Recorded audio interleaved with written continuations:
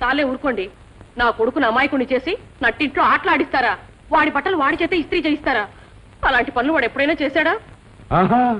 అక్కడ నా కోడల్ని నిండు చూడాలని హింసించట్లేదండి మరి. ఏదో తెలియచేశాడు. అది సరేరావా. పార్ట్ 2 మన పుత్రికారత్నం ఎలా ఉంది? ఎలా ఉండడం ఏమిటండి? అల్లుడు దుమదుమలాడిపోతున్నాడు. అక్కడ ఎవరికి అప్పాలి? ఏ మీతో చెప్పాలా?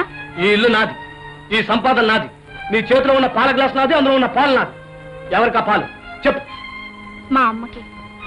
ఏంటి 2 పూట్ల తిండి పెడుతోంది చాలక పాలు పడి బెల్లం కూడా రవాణా చేస్తున్నావా? ఒంట్లో బాగలేదు. బాగలేకపోతే కోర్టుకెళ్ళి మొగుడు దగ్గర మనోహర్ తెచ్చుకోమను. నాకు ఇంట్లో హక్కు లేదా? అభిమానాలున్న చోట అధికారాలుంటాయి, బాధ్యతలున్న చోట హక్కులుంటాయి. మా అమ్మ కోసం అంటే ప్లీజ్. ఏమిటలా చూస్తావు?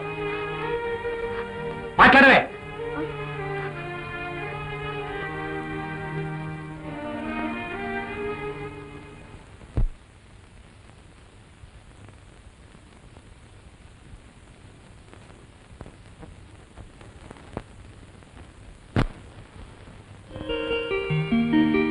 అత్తగారు ఇవ్వండి పాలు.